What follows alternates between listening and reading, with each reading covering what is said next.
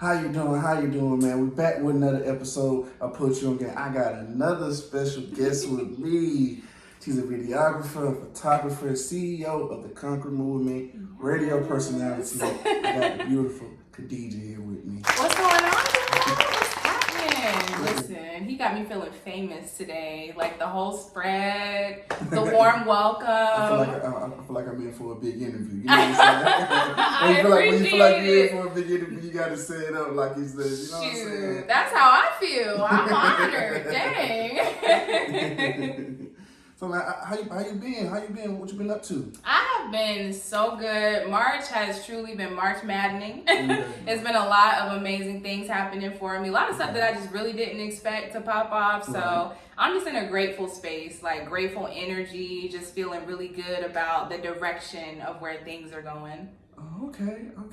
Man, I really want to talk about this Jonathan Major stuff, man. How you feel about this Jonathan Major stuff? Honestly, I'm really disappointed and disheartened that like yet again, like a black man is at the center of some nonsense and some negativity. I mean, if I'm just being frank, and it's like, you know, issues around, like I know there's a lot of women that are really big on feminism, but I'm equally like for my brothers. So it's like, I'm serious because there's not enough of us that be like, you know, what's going on, because it's like you want people to protect black women, but it's like we also need to protect our black men. Absolutely. So I was very disappointed in the situation because I'm just like, you know, when you speak negativity and you don't think about the consequences of your actions, then it starts to backfire. Now that's somebody's brand, that's their bread, that's their livelihood, you know, and like, of course, I don't know Jonathan Majors like that. He probably could care less what I have to say. But just from the outside looking in, it's like, yo, like at the end of the day, if this was my brother or this was my homie, like I wouldn't really take too kindly to that, because I know at the end of the day, like if you work hard to get to where you are, in a second, it could instantly be taken away from you. So I was not a fan. You know, that's crazy how you said that. I always say we all one decision away from everything. We are. We're one decision away from forwarding our career, one decision away from ruining our career. I promise you, that's the name of the game. So you just crazy. You have to be like. But not even that. It's in life in general. We one decision away from death. You know what I'm saying? We can make one bad decision and just be. Hello, and you know, my homegirl said the same thing. Me and her was having a conversation the other day, and she was just like, you know, a lot of times we feel like we got the next day, like the next day is promised to us or something like that. Like you just got to take it day by day, and that's the approach I've had to even step into this year with. It's just like you just don't know what's gonna happen. I mean, like I've lost so many people earlier than I thought I would. So you know, I take nothing for granted. Everything is intentional. When I wake up every day, I'm like, okay, this is the mark that I want to make today, you know, and it just continues. And it's like, yeah, I still, you know, of course have intentions, goals, plans for like years and months ahead, but I'm focused on right now. I know right now I'm breathing, I got life, I can get up, I can do what I need to do. So it's like, I ain't worried about nothing else but right now. But the thing is, do you think he did it though? He say he abused and assaulted her. Do you think he really assaulted her though? Honestly, from just what his personality seems like, and I know that's a stretch, but like just from the outside looking in, you know what I'm saying? Like from the outside, I mean, just from the outside looking in, I just don't think so, because it's just like, you got too much to lose. You know what I'm saying? You just did Creed, which I love. Yeah. And you acted great. That was great acting. That's what I'm saying. And you did Ant-Man after, but before that, like you did, and he playing. I think he playing Dennis Rodman in this Rodman upcoming film. Like you got a lot lined up. Like you can't afford to be making no decisions like this. And like what I think probably could have happened is, and this happens often, is that women will, and men too, will get in an argument with someone, and then they'll try to go the extra mile and be like, oh, they assaulted me, oh, they put their hands on me, and that's not the case. So I kind of feel like that's what it is, because otherwise I don't think homegirl would retract her statement. Like, you know what I'm saying? It just don't make sense. If it happened, stand on it. Right. I mean, just stand on it. That's true. I agree though.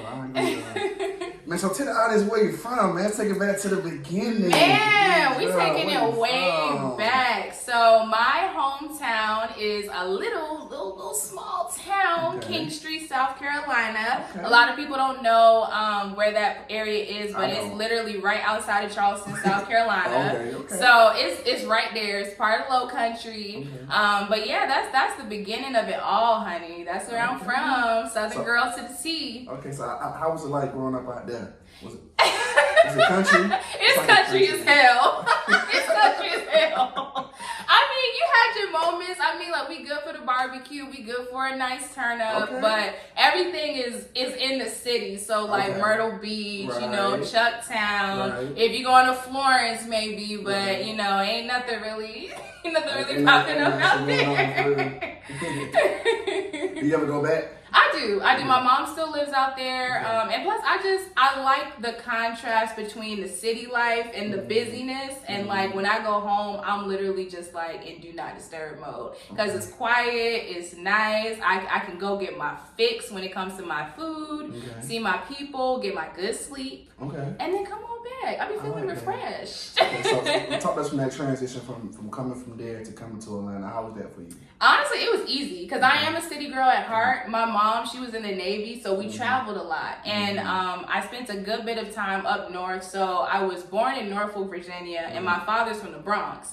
So we would travel back and forth, you know, in those areas. So I loved the city when I was younger. And like anytime we would always go back and visit, I'd be like, this is exactly what type of area I want to be in. So it was a very it was a no-brainer transition for me. I knew it had to happen at some point. So it was like, you know, when it got to the point where I just felt like, okay, I accomplished enough of what I feel like I could do in South Carolina. So now it's time for me to like make my own decision for myself. Like, you know, being around your family, you're always thinking about your family. Always. And it's like, for me, I'm a lover and I'm a nurturer. So if I'm around you and I care a lot about you, I'm going to pour into you, almost to the detriment of myself. So when I literally made the decision to come to Atlanta, I literally packed one suitcase. I picked a date, 1/11/2020, and I moved. So you've been down 3 years now? I've been down here 3 years. I like that. Okay, cheers to that. Wow, you said some stuff that I just kind of, I realized or have been going through too. Like, you know what I'm saying? As far as like I had to learn how to be more selfish. Yes. You see what I'm saying? That's the thing. Like, my life was always based around my mom and my sister, you see what I'm saying? Because growing up, that's all we had. That's all we had. And I have a younger brother, so I get it. It was just literally me, my mom, and my brother all the time. And I'm the only person my mom could depend on, you know what I'm saying? So we kind of grew up and just had that bond. So, you know, it was very confident when I had to get away. It wasn't used to that. It was like, and I'm like, Mom, my mama had the I still same love thing. you the same. Why you still my dog? But I gotta go. You still might forever be my dog. Right. And you can always go back home. You can always go back home. And like, I think a lot of times, you know, when we're used to things, especially like our parents, when they're used to something, they're like, wait a minute, this don't make sense. Right. You breaking up the, you know, the consistency. But it's like, no, like, I gotta, you know, spread my wings and do what you did. Like, my mom had to make the same decision when she decided to go to the Navy. Like, and she didn't really ask permission for that. It was like, I'm going. So with this one, it was kind of the same thing. I was like, oh, I have a date. I'm leaving. And she was like, huh? Like, what you mean? But, you know, it has to happen. Right. Okay. So did you go to college? I did. I am a University of South Carolina graduate. Go Gamecocks. Still repping my set. Gamecocks. Yes. Mm-hmm. How was it like going out? Oh, it was amazing. So it was kind of like my first step away from my small hometown because it was in Columbia. So it was a lot more to do in that area. So it gave me an opportunity to see something different. It was a faster paced area. So I was able to get to explore the city, but also like I'm a media girl. So literally like the university, they have like one of the best journalism programs. And as soon as I got on campus, I got busy. I was like, I want to join every media outlet. I want to be, I want to work. So it was just so amazing to be immersed in that culture. And then I did pledge. I'm a Zeta. So, Greek life was another aspect of college that I enjoyed. So it was fun. So I enjoyed myself. So you're the opposite of Kiera then, huh? All right. I I'm sorry, enjoyed my dog. I'm sorry, my myself. dog. I had to put you out there. Period. It's very opposite of my dog, man. That's crazy. So let's talk about you being a videographer. What made you want to be a videographer? Yeah, so I always enjoyed the art of storytelling. Me and my mom, we would watch the news like all the time. 9 times out of 10 was only because of the fact that she had it on and she was not going to change the channel. Right. So that's just how we bonded. And so as I grew older, I was interested in kind of knowing and understanding what that was, how I could be involved. And then when I got to college, I invested in my first camera, and it was literally like a year before I went to Japan. And so I just ended up, using it to shoot and do different things. And I realized that like, I love to write, but I love seeing the visuals even more and like really challenging myself to put words to action basically. So it was just amazing, that transition, just getting to be able to like do more of that visual work and then seeing how it impacted others, the way that I saw them and that they didn't really see themselves that way. And it's like, oh my gosh, like, you just captured a side of me that I didn't expect, and I love that. So I'm so in tune with the storytelling aspect of videography. I love it. So basically, it was instilled in you at a young age. Yeah, and then it became an outlet, and then it became a service that I would do for others because of how impactful that outlet was for me. I mean, I'm just listening. Hey, I'm amazed here. Hey, I'm amazed. Oh my gosh, I'm humbled. I want people to know when y'all be talking up here, y'all instill in me, like y'all important to me. Like I be taking all the stuff y'all say in, and I might fuck around and say it to somebody else. Remember, like, oh, you said that? Yeah, I said that. I ain't even said it. You know what I'm saying? But Khadijah ain't the one saying it, but y'all important to me, like for real, like literally, because I just be listening to y'all. Y'all so interesting, man. Stories are interesting. I just be like, damn. I ain't never thought about it like that. Y'all bring different perspectives. I like that though. And that's what this is all about. Absolutely. So what are some of the challenges you face being a videographer? So definitely underestimating my value. And I when I talk to different people that are videographers or even photographers, that's one of the most consistent things that we do, because when we start getting our equipment, we do a lot of free work, we do a lot of lowball work, and it's because we kind of feel like, oh, we're not as experienced yet. Like, I'm just beginning to shoot this video. I'm just beginning to step into this realm, right? But it's still a service and it's still work that's being performed. So there is a balance between, okay, I'm doing this so that I can learn more of my craft. And then there are services where it's like, nah, this is a service, homie. Like, you got to go ahead and slide me that cash.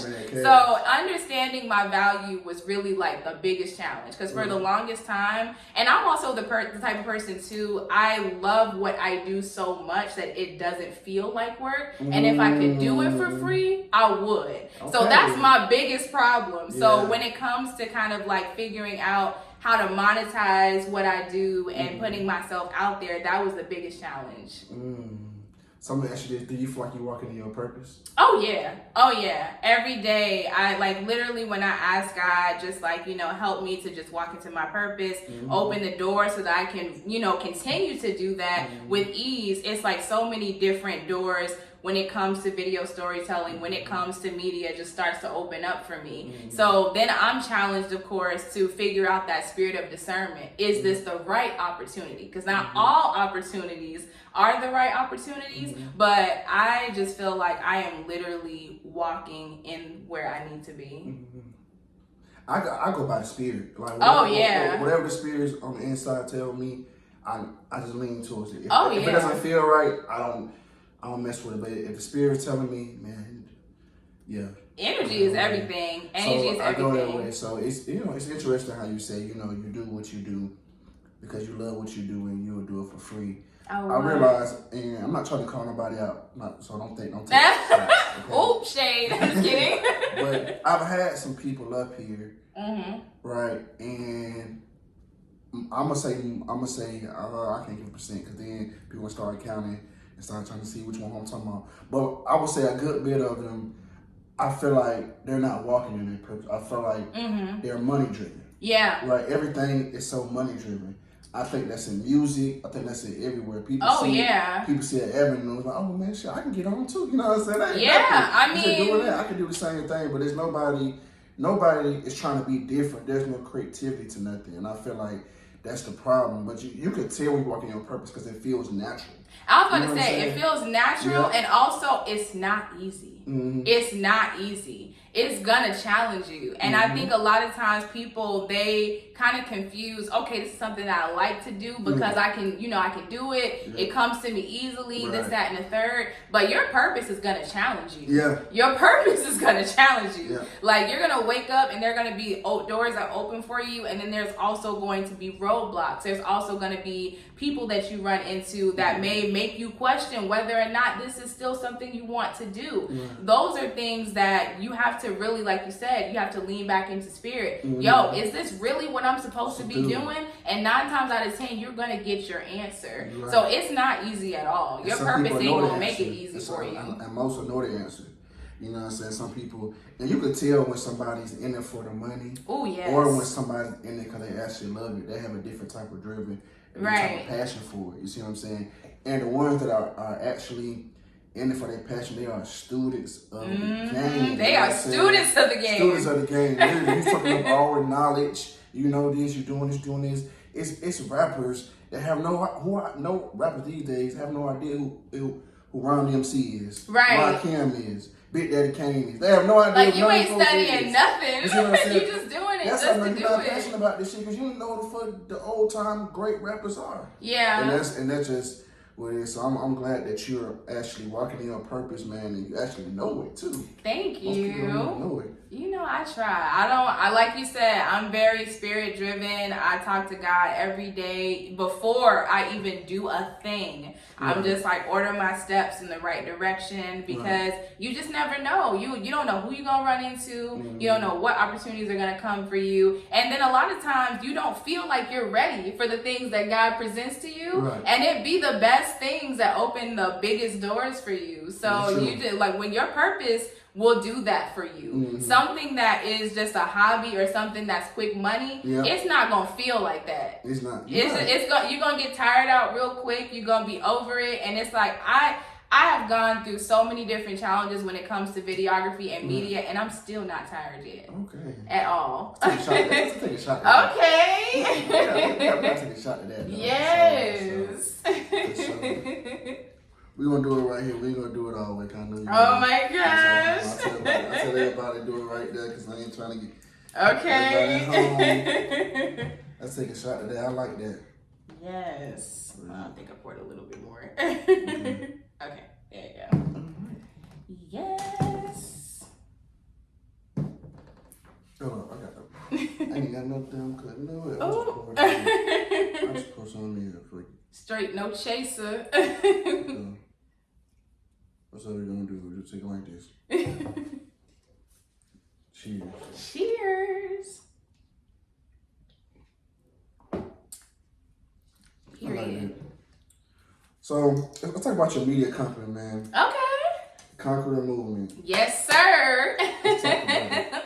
Is there any meaning to it behind the name? How did you come up with the name? Yes, so I tell people all the time, Conqueror Movement brought me out of a really dark place. Okay. So my grandmother passed away in 2008, 2009. Okay. And I just wasn't the same after that. Mm-hmm. And I really put a lot on myself because everything I do is for my family. Mm-hmm. I feel like. So losing somebody that is so close to me, I just really felt like, dang, like, what am I doing this for? You know, like, if I'm gonna lose everybody that I'm like, you know, attached to and this and that, you know, I don't know how I could really move forward. And so I had an assignment in my graphic design class, and it was basically to do a marketing campaign for either a pre-existing business or make up your own business. And for some reason, the word Conqueror just kept coming to me. So I'm like, you know what? I'm gonna make, you know, this little brand or whatever and call it Conqueror Movement, and I'm gonna go from there. And literally, you know, I had like a really tough moment, and like I thought about the name and I thought about the brand, and I was like, I wonder how many people out there feel like they can't keep going, feeling like they aren't motivated enough to do what they want to do, to be passionate enough to just get up and just, you know, live. And so I was like, you know, I want everybody to feel like they're a conqueror when they hear this brand, when they see this vision, when they see this work. And I'm very passionate about Black storytelling because we don't get enough of positive light when it comes to media. We don't get the real raw truth when it comes to Black culture. Like, we don't get those authentic discussions. We don't. And so when I said, you know, I wanted to do media, I wanted to be purposeful, and it just felt right. So I was like, you know what? I'm going to lean into this. And every single time I've had a depressive moment, every single time I've questioned whether or not I could even move forward, Conqueror Movement was the very thing that just kept propelling me. That's deep right there. I mean, it got me out of a lot. Wow. So, what made you want to start your own production company? Yeah, so I knew that I always wanted to be in media. I wanted to be in news. And then after a while, I realized that the news industry was not made for us. And, you know, I tried to involve a lot of stories, a lot of positive stories around Black culture, Black community. And when they just kept getting passed over for like shootings, killings, different things that was going on, I was just like, yeah, this ain't gonna work for me. Negativity sells. Negativity. I say this shit all the time. Negativity sells, man. People capitalize off of Black people's dysfunction, our trauma, all of that stuff, man, is an algorithm to make money off of us. I say this shit all the time, man. And negativity sells, and we continue to look at it, post it, share it, you know what I'm saying, buy it. Tune in. Look at Zeus Network, all that. I mean, like, you ain't lying. Look at it, man. Look at it. It's everywhere you see. Look at Blueface and Christian Rock. Everywhere, every day, it's a post with them doing something. People like that. I can't stand it. I'm tired of seeing it. They do. I'm tired of seeing what people love that, man. People hate positivity, but now that's one of the reasons why I created this platform, man, because I want to show people that also that you can be positive and have fun too. A lot of people think that just because, you know, negativity, oh, that's fun, you know what I'm saying, get excited. I can't wait to see what she do to him next week. You know what I'm saying, get excited. Like, I want to show people that you can also get excited for positive stuff. So I laugh, I join people up here all the time. But it's funny though, you know what I'm saying? but the main goal is to be positive. I want you to still have fun. The same thing you can do with negative, you can do the same shit with positive. You really can. And like for me, it was also when I realized that the industry just was not made to promote that positivity within our community. I realized we didn't have a safe space either to even just have raw, deep communication about what's going on in our community. And so I was just like, no, like, we are going to utilize this platform to have the conversations that we have in our text message threads when we getting together and we just chilling and having fun. And we're also going to shed light on people that are doing the work in their communities, the people that are painting, you know, the roadways and making and creating spaces for little Black kids to be able to have fun and be in a positive environment and not grow up in a negative space. Like, there's people buying the block.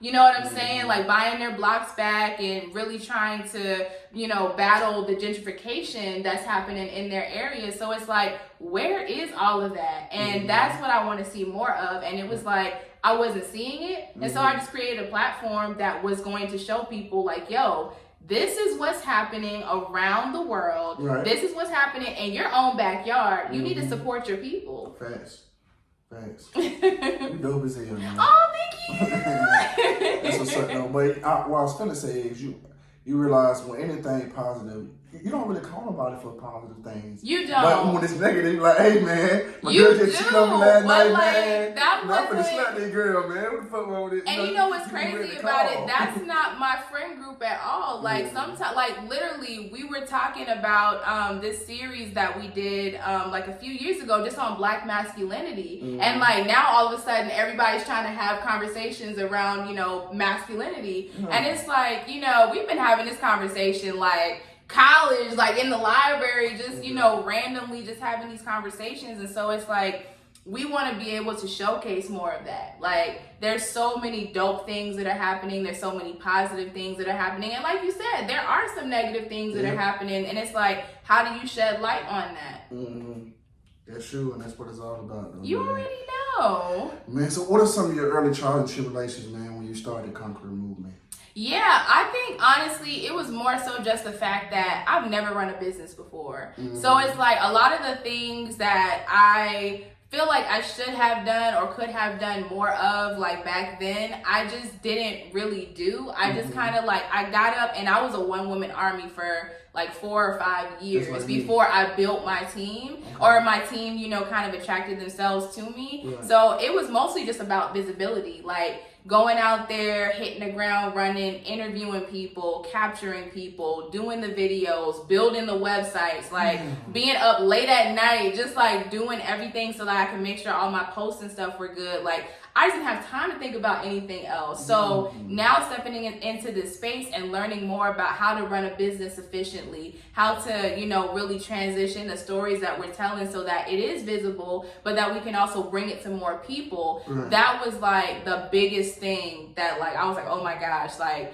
there is so much more to this than I even realized, but I love it even more because of that, because it challenges me to see exactly where it could go. Right. Damn, so you did all that by yourself? I did all of it by myself. I even created the damn logo by myself. I literally drew it out and put it in Illustrator and just did it in Photoshop. Like, it was just... Let me ask you this. Where does that drive go, like, that I got to get this shit by any means necessary? How did you get there? Like, that's not everybody. I'm saying that's not everybody. Like, you saying you did this, that means you're, like, so determined, like, you driven to make this shit work. Like, where did it come from? It comes from being committed to it. Like, you got to be committed to whatever it is that you're passionate about. And, like, me and my friends, we have conversations about that all the time. One of our, you know, brands and networking experiences is called Falling in Love with Your Passion, because it's all about understanding how you can maintain that relationship with your passion and what you love to do.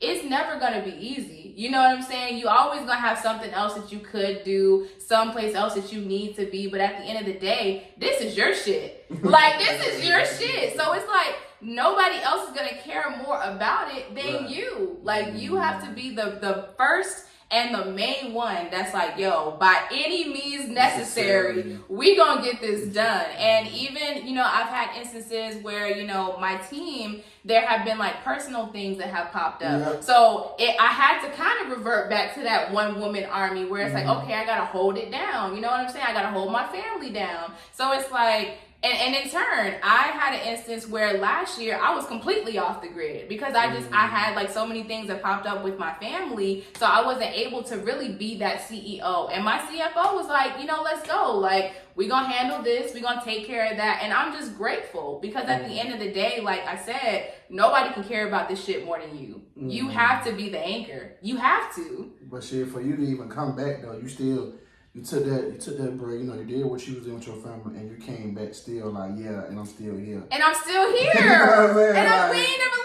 left. That was you saying. You know what you saying? Like, you know, I'm staying here. So much respect for you for that. Much respect. Thank you. Okay? But let me ask you this: what's one thing you know now you wish you knew when you first started your business?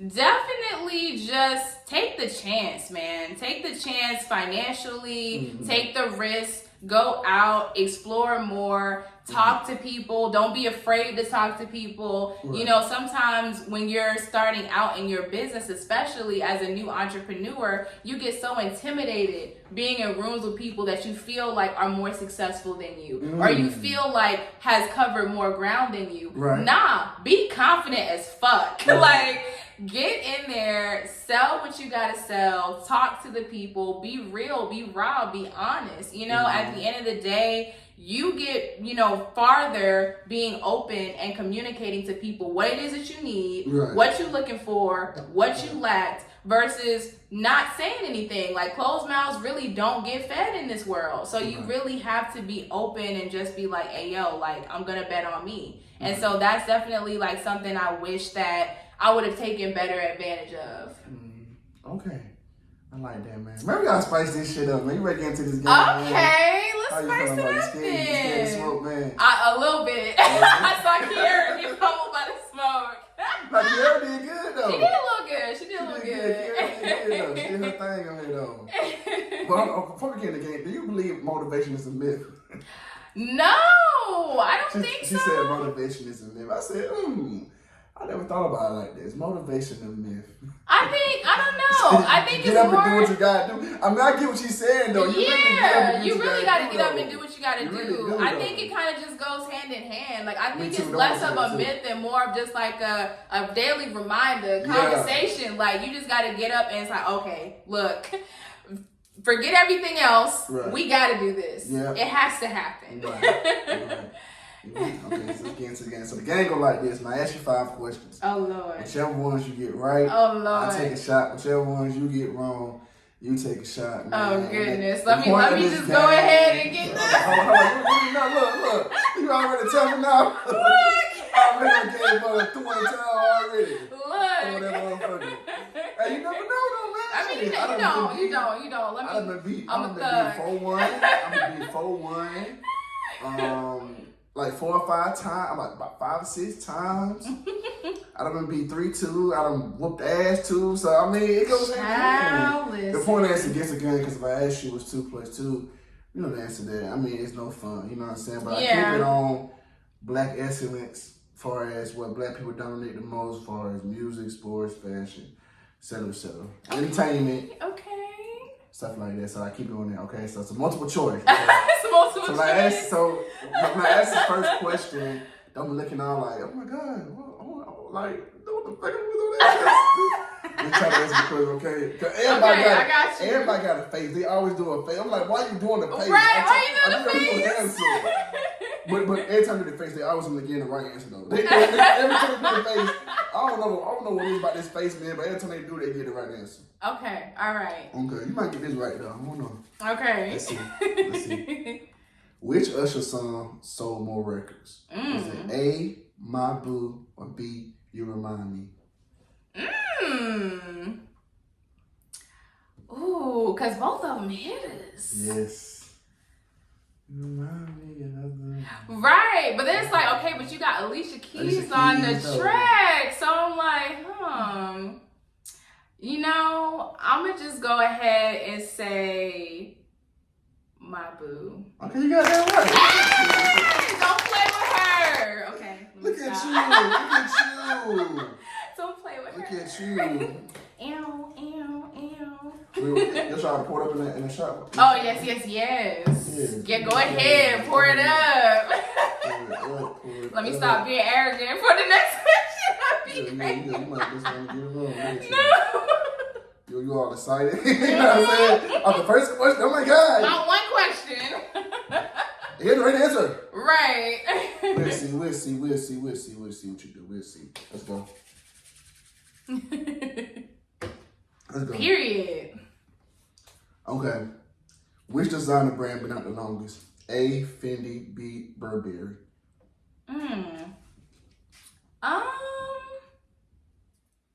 Burberry? Okay, you got that right. I promise you that was a guess. I promise you that was because I was like, I heard about Burberry the longest. You been to go home with somebody. Fendi, I used to watch America's Next Top Model. I don't know, maybe. I don't know. Man. Like, I feel like Burberry just sounded like it's been out the longest. Is she really finna beat me 5-0, man? Ooh! Listen. I never been beat 5-0. Look. Don't come up here and embarrass me on my podcast. Ooh, okay. Don't come up here and embarrass me. Ain't that some shit? Look. Trying to embarrass me. Go ahead and get that shot in, boy. Oh, listen. Let's go. So, who has won more MVP awards? A. Shaq. B. Steph Curry.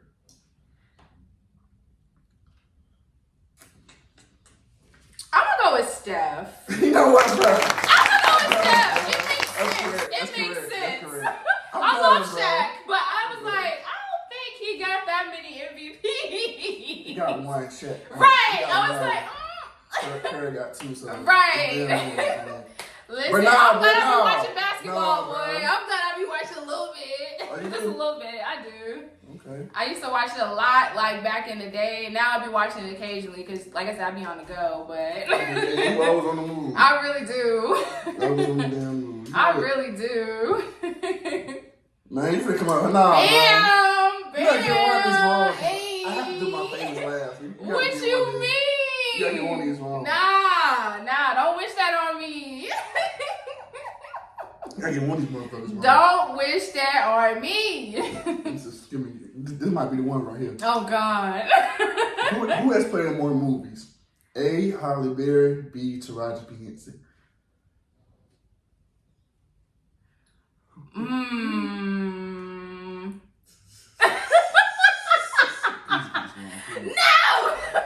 I had to think about this one because both of them some heavy hitters in this acting industry. But I'm going to go ahead and say my girl Taraji. That's wrong. Damn it! I knew it! I should have just went with my gut. It's fine. It's fine. We was doing good. It's fine. Well, still never been beat. It's fine. 5-0. Let's see if you join the 4-1. That's fine. Like, I'm pouring these go. big ass shots. Let's go. You better say yourself. You better say yourself now. Listen. Okay. Let's go. Let's go. I like that. Let's figure it out. Like that. Let's regroup. You already beat me though. You got 3 on my right already. Mariah Carey is the only artist to have 7 consecutive #1 singles on the Billboard. No. Is that true or false? That's false. Okay, you gotta do that. Yeah, I was like, that's false. I feel like I've seen like somebody break that record. Okay. Actually, it wasn't her. Actually, it was Whitney Houston who did it. Okay, period. Look at me. I got my one question wrong, but it's fine. I think you were carrying the same thing. Maybe. I think so. She got one wrong. Dang. You joined the club with her. I almost had it. I just swore my girl Taraji was in a lot of movies. She was. I don't know why I said I'm gonna fuck up with this one. I know I'm gonna fuck you up with this one. I was talking about fuck you up with the first one, but I said I'm gonna throw the feature in there. But I thought you would think like me. Like, okay, I put the feature in there. Maybe right. She'll think I'm putting in there just to trick her to think it's A. But your ass put around the pit. And it's like, oh, I was like, damn it. I was expecting that shit. Right. Hey, look at me. 4-1, y'all get on my nerves. Famous. Don't worry, next person get their ass smacked. Oh no, we gotta keep it going, y'all. We gotta keep it going. Don't let me down. Don't let me down. Okay. You talked about balance, professionalism, and media. Where did that come from? Why did you feel like you had to be perfect? Yeah, so actually me and my client, Genario, we would have this conversation all the time. And he brought about a very good point. He was just like, I feel like as women in media, because we both work in the media industry, right. Y'all have it harder than men because when you walk into the room, it's not just about the work that you have to offer people. Like, people are sizing you up based on your looks. People are really studying you. And it's like, you know what, you're right though, because like in instances, and I feel like that's kind of where a lot of my insecurities early on used to come from. Like walking into rooms, it's like everybody is so put together and they're always like this. And when you be on the grind, you be like, okay, like I'm gonna try, but I ain't gonna be to that extent. And it's like you walk into the rooms and you be like, dang, like, am I supposed to be here? Like, y'all got all y'all stuff together. I ain't got all that together. So it's like, I feel like in the beginning, I really did used to battle a lot with perfectionism. Like, I just felt like I had to have it all together. I had to be like this put together woman when I come in, and I got to be on my shit, and I have to look the part, and I have to be perfect. And it's like, after a while, I'm just like, look, I'm going through real life. So like, what you see and what you hear is what you get. And it's like, if you like it, I love it. But if you don't, then maybe it's just not the collaboration or the brand that I need to be working with. Right. But it's definitely tough. Like, yes, yeah. It's crazy how you just said that. I was just having this conversation with somebody the other day. I was just saying, female rappers. I'll take my female rappers. I was like, you realize female rappers gotta be like pretty. They have to be like, even though they can rap and like they have to be this certain type of like badness, sexual. Yeah. And want people to listen to you. You see what I'm saying? What's that girl name that made the Atlanta song?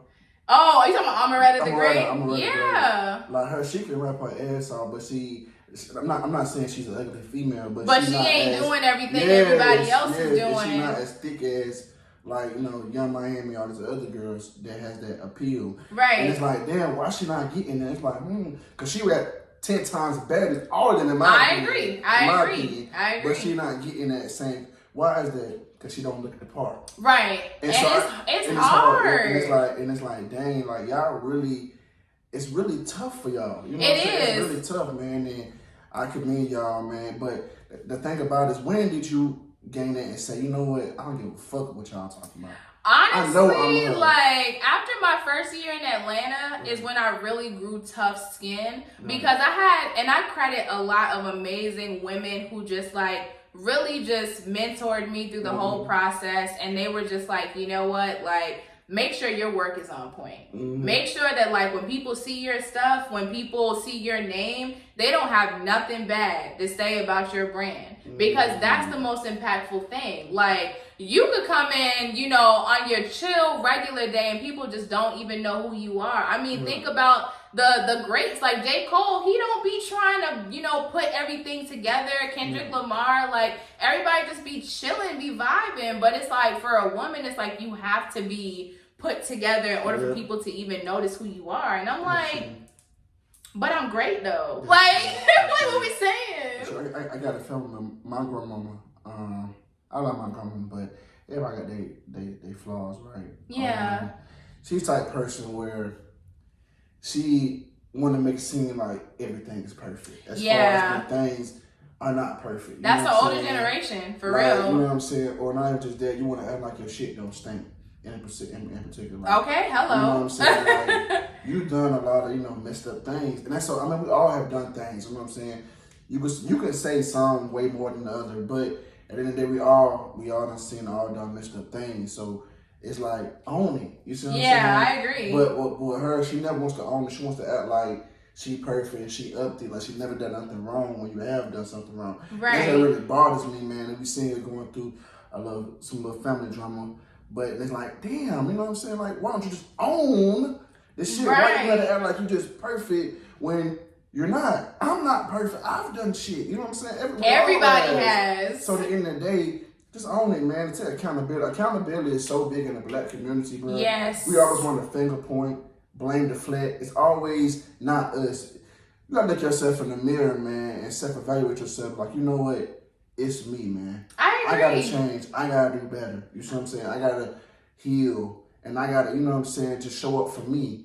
And that's what it's really all about, man. But it takes a lot to be able to do that. Everybody can't recognize that though. Everybody, because it's hard to see yourself like, damn, is something really wrong with me? Yeah, and you do. It ain't nothing wrong with me. You do question. Like, I realize that when you really love what you do is when you question yourself the most. You be the main one questioning everything. Like, oh my gosh, like, am I doing the right thing? Right. Am I stepping in the right spaces? Right. Am I talking to the right people? Am I even doing enough? Like, think about how many people you know that are serious about their craft who don't get enough sleep. That's true. Period. And like, a lot of people like to say, like you sleep when you dead or whatever the case may be. But listen, like, as I get older, rest is non-negotiable. Because if I'm not my best self stepping into this next day, this next, chapter of my life, then what am I really doing? I'm running myself ragged for what? Like, that doesn't negate how much I love what I do. Like, I literally eat, breathe, sleep what I do. But at the end of the day, I have to take care of myself. Think about how many people you lose in the industry because they're not taking care of themselves. That's true. Like, I want to be able to live to see the benefits of what I have been able to do with my brand, with my company, the impact that I've been able to make on people. If I'm not taking care of myself now, in my late 20s, I'm not going to be able to see that.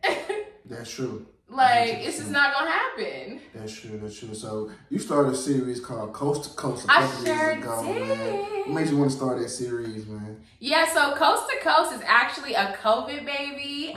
So my team and I, we had a conversation initially about kind of reaching out to creatives outside of where we live. So looking into different states and different areas where we could tap into like the Black creative scene and just give them a platform to be able to like access and have their work, you know, more visible and just like more accessible to different audiences. And so when the pandemic happened and we started seeing these conversations around racial injustice and just, you know, police brutality and protecting, of course, our Black men and different things like that, we were just like, you know, we can really make this a very impactful project and still kind of do the same thing that we wanted to and really just, you know, create a series around just talking to people about their experiences, talking to, you know, Black creatives and Black professionals across the world just about their experiences with seeing police brutality in their backyard, the things that have, you know, they have had to change because of the pandemic and like the adjustments that they've had to make. Even as a creative, like, what do you do when everything shuts down and all of your outlets, you know, are gone? Like, you have to literally be disciplined enough to create that in your own space. And a lot of creatives thrive off of community. Now you don't even have that aspect because, again, everything is shut down. So Coast to Coast became a very impactful project for us. And it really became like this bigger than life series that more than we ever imagined. We were able to talk to over 10 creatives and professionals just all across different industries, from just like poet laureates to lawyers and just, you know, even creatives about just their experiences. And it was also a sense of community. It was something for everybody to look forward to. Like, they could just go online, they could see familiar faces, or they could just chime into conversations that they wouldn't normally be able to do. And it was like, dang, we did that? Okay. Like, so it was very exciting for us to be able to like put together something that benefited our community, because that's what it's all about for us. Everything is communal for us. Absolutely, I like that. So, let's talk show. Let's talk. Yes, let's talk. How'd you end up getting your own show on the radio? Yeah, so this one I have to thank and credit my client, Generio, for. He is my co-host on the show, and basically he got approached about the radio show first. And so he hit me up and he was like, hey, you know, like, I got approved for this show and I want you on it. And it shocked me because I always wanted to do radio, but I just kind of felt like the opportunity would never really present itself again. You know, I had great experiences in media, but I also had bad experiences in media. So I was kind of like on the fence about stepping back into the media industry in that way. And so we had a conversation about my interest in radio before, and he remembered the conversation. So he was just like, you know, I want to put you on the show. Like, we already have dynamic conversations. Your personality is larger than life. You need to be in front of people. And I'm like, me? You want me like on your show? So then he was just like, this is our show. And I'm like, okay. So that's how the opportunity presented itself, and honestly, like, it's been up and stuck ever since. I like that. So what are some of your early trials and tribulations of you being on the radio?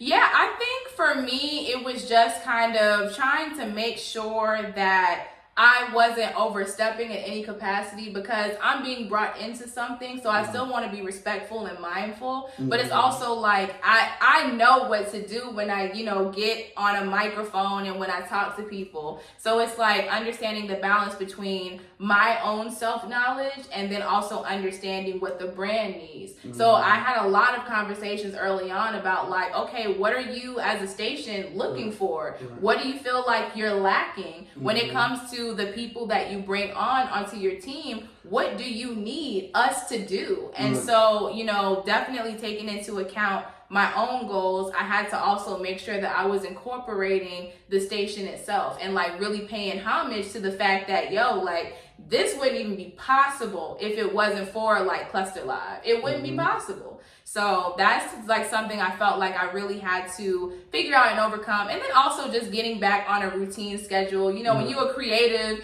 you kind of get up, you do what you want to do, you know, you do your own thing. So it definitely challenged me to get up, you know, and really take into account, okay, I have to block off this time for this commitment. Like it is a commitment. It is something that I have to do. And it's not only something that I have to do, it's something that I want to do. So I better act like it. Like, better hop in there and act like I know what I'm doing. Right. I like that. So what kind of advice can you give to other women, especially Black women, who are trying to be in media?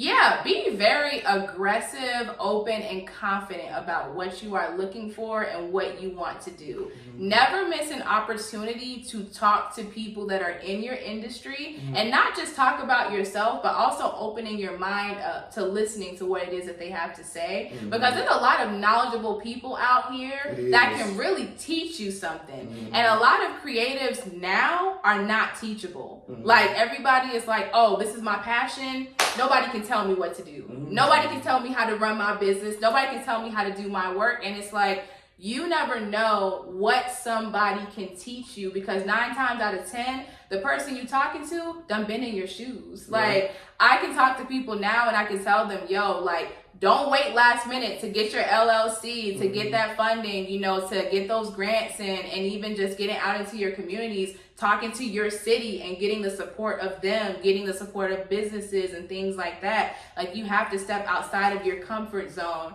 in order to get farther and to do the things that you want to do and make a true impact. You can't get there by yourself. You just can't. You can't get there by yourself. So you have to step outside of your comfort zone. That's true. I absolutely agree. So what are some things you're hoping to accomplish that you haven't yet?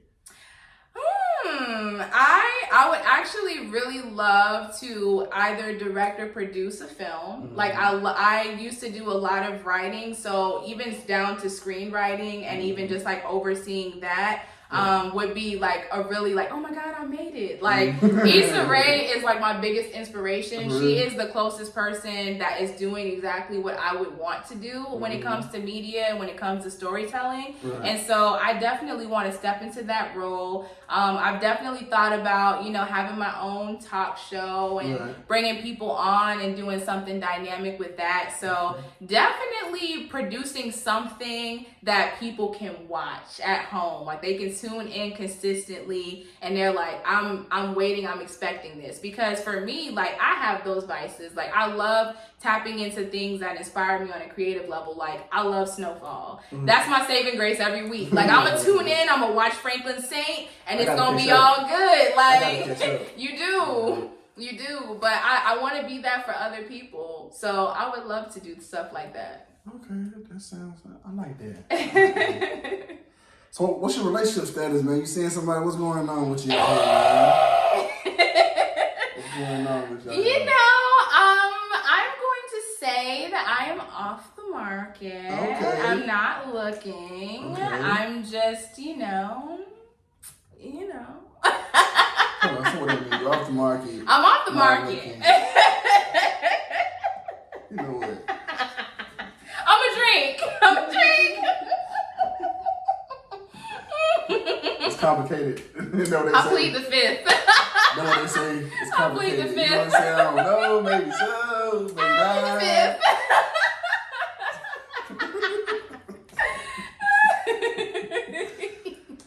Oh, man. I can't with you. You can. Okay. So where do you see yourself in the next 5 years? Man, hopefully, you know, my business is flourishing. I definitely want to have some productions under my belt. We're already looking at different film festivals that we want to contribute our work towards. So having some sort of like a film festival award would be great. And just even honestly, like having our own first creative studio that is like ours. I really want to create a creative house for people where it's not just just a studio and it's not just a lounge or a co-working space, but like you can come in and you can really create things. You can have community, you can build relationships, you can learn stuff from other people. And even if, you know, you don't feel comfortable at home, you know, some of us, we with roommates and different things like that. So it's like, if you just need a space to be able to create uninterrupted, like, I would love to create that space, but also, you know, create a space that is also willing to work with the community to provide safe spaces for like young adults and children that are creatives that need that push and need that extra, you know, support when it comes to their resources. Right, that's true. So give me your top 5 favorite artists, man. Oh man! All right, Michael Jackson, Okay. Kendrick Lamar. You like Kendrick. I love Kendrick. Geminis, we are the best. Nah, y'all multiple personality don't know. One minute you this way, next minute you that way. You're happy, you sad. You First mad. of all, Kendrick, I hope you watch this. Then y'all know what y'all want. Make up your mind, Kendrick. Make up your mind. Anyway, Kendrick Lamar, Michael Jackson, Larry June, Summer Walker, and Ari Lennox. Ari Lennox. Okay, not a bad top 5. You know, just a little bit. You know, it's hard to narrow it down because I listen to so many different music artists. I don't believe he's number 2 on the list. He's not. He's definitely not number 2. This was in no particular order. No, I was talking about they got him number 2 on the all-time. Oh yeah, nah, I don't believe that. I think he's top 10 for sure for me. I got him top 10 right now. But I don't think he's number 2, but I think that's a conversation for another day. Yeah, Kendrick fans coming at me. But I love Kendrick. I know. But man, it has definitely been a pleasure having you on this podcast, man. I thank you for coming, giving me some of your time, giving us some of your time, man. I appreciate you. Like, this has been awesome. Man, you know, I created this podcast for upcoming entrepreneurs and entertainers. Like I was telling you, a little bit off camera, you know, people don't care about you once you up, you know, so they don't understand the beauty and the journey. And kind of what you were saying a little bit earlier, that anybody can teach you something. You know what I'm saying? And people, we tend to let our TVs raise us and their relationship they got going on. We base ourselves off of them. Yeah. And it's like your next door neighbor have a lot of knowledge. It's people around you that got knowledge. That probably made one decision that fucked up everything. Yeah. You see what I'm saying? But you never know. If you don't give him a chance, just because he's not this person doesn't mean that he still don't have that same knowledge. I agree. Because he may tell you the same stuff that this person done told you, but you won't give him a chance because guess what?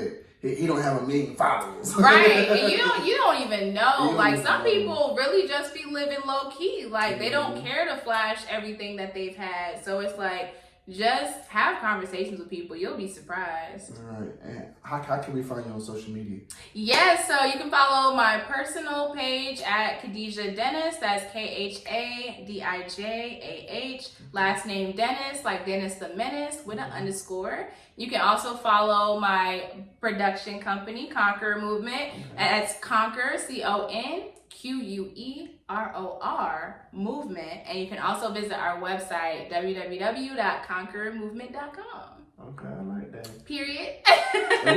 What can we expect from you within the next couple months? Oh, you can definitely expect one of our first events for the year as Conqueror Movement. We'll also be popping up in Texas for the anime fans at DreamCon. Okay. So we're definitely going to be doing a lot of big things, going to Charleston, South Carolina for a few events. Cultura Fest, Currency is going to be headlining that one. Okay. So we're very excited. We working. Yeah, working. We working. We on the grind, man. We on the grind.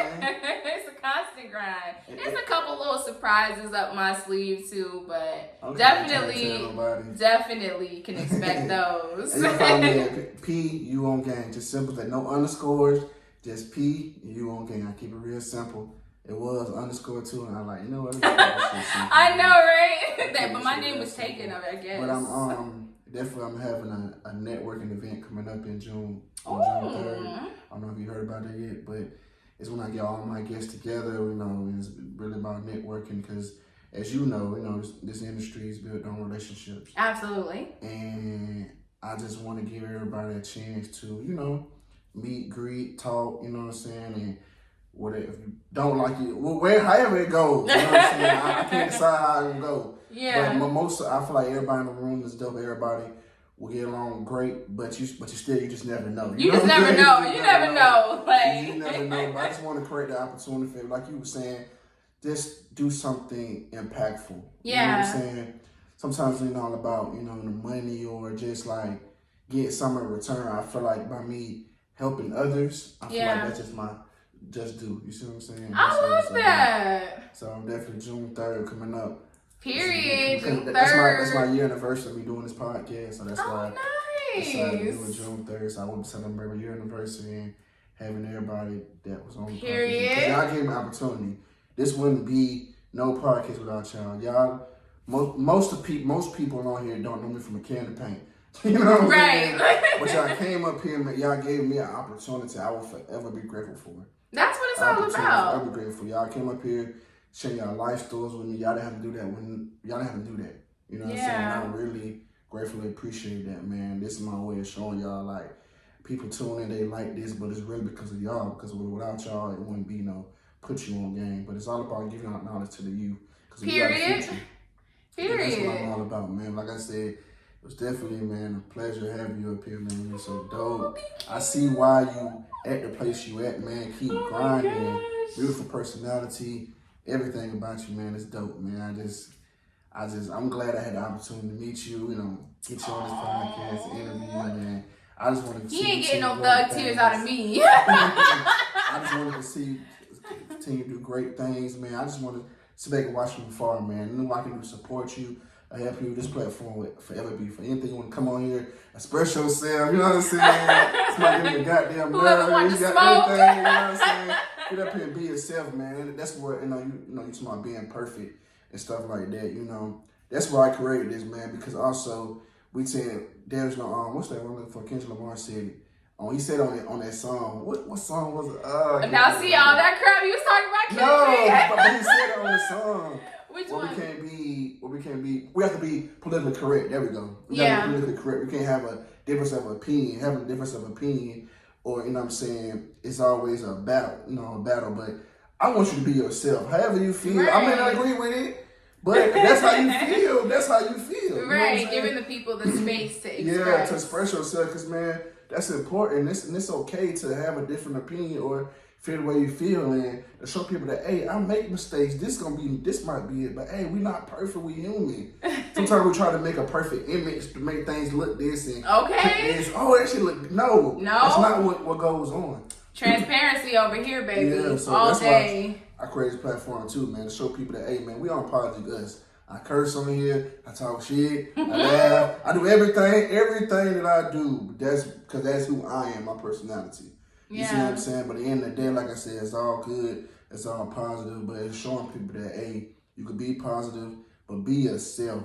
And I'm glad that I was able to meet you and I'm able to get you, so I'm pretty sure you hear this stuff all the time. So no, I don't. You hear this stuff all the time. She over here trying to be so humble. You trying to be so humble. I really am, though. It surprises me every time. You really are humble, though. That's what I like about you. It's also, you could be humble, but I'm going to talk your shit for you. Okay. You see what I'm saying, man? Just keep doing what you're doing, man. And that's it. We definitely look forward to seeing you in the future. And please come out to the event. Oh, I will. Yeah. I will be sending that out next month or whatnot. But that wraps it up, man, for another episode of Put You On Game. Period.